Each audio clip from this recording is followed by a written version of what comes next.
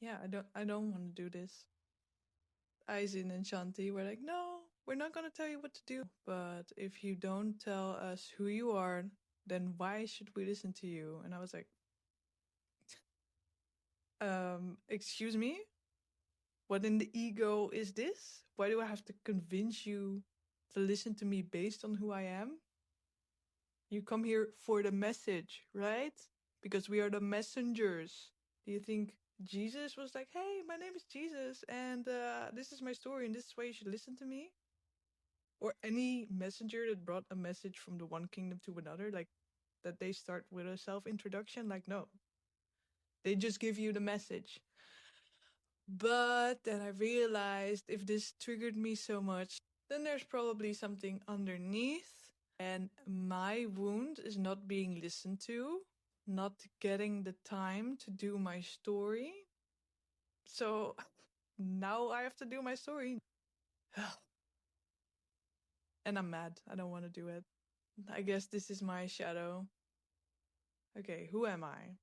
My name is Flo, but I have many variations of the name.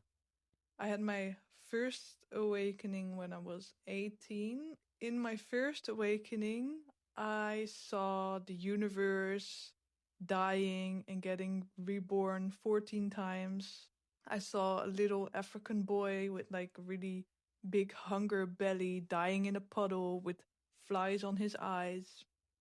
I was standing at the edge of a black hole and I like peered in. I was like, oops, I shouldn't look in too far, then I'm gonna fall in. And I saw like, damn, okay, I'm depressed and I understand why I'm depressed because I feel out of place with it was like an existential isolation kind of thing. But my life is really good. So I don't have to be depressed that my life is shitty because my life is great. I am actually very lucky. In that I realized the quantum nature of our universe. But yeah, I was still depressed because I couldn't talk to anyone about what I experienced. Everyone thought I was going crazy, so I just learned to shut up. It was a survival tactic. And then I actually had my second awakening not too long ago.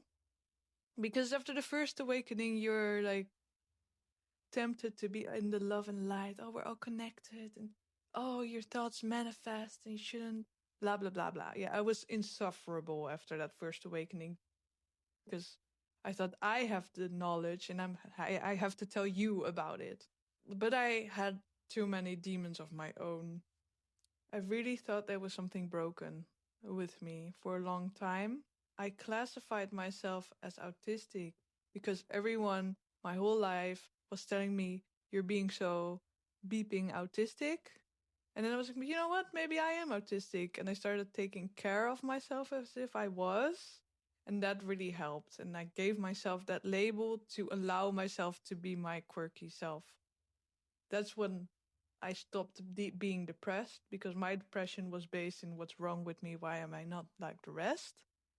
And this year, I realized no one else can give me happiness except myself and a connection to God.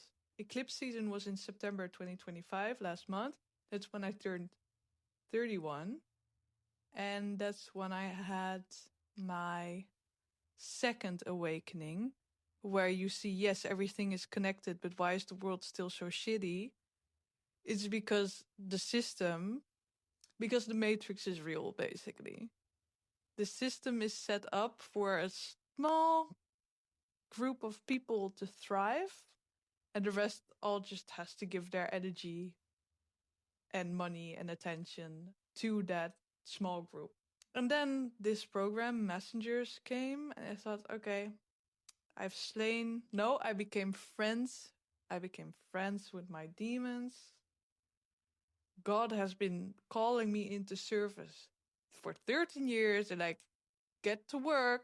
And my friends put me onto this program. As soon as I started the challenge, it was just like downloads. All those things that wanted to be said, I was finally saying them. But then they were like, yeah, you can't just start giving teachings. You need to introduce yourself because why should I listen to you? So yeah, here I am. This is my story, I guess. but I'm never who I think I am. That's just another story. So I was like, why should I do this in the first place? But because I noticed the wound underneath. Here it is. Feels weird. I don't think anyone cares actually. I don't really care about other people, their story most of the time.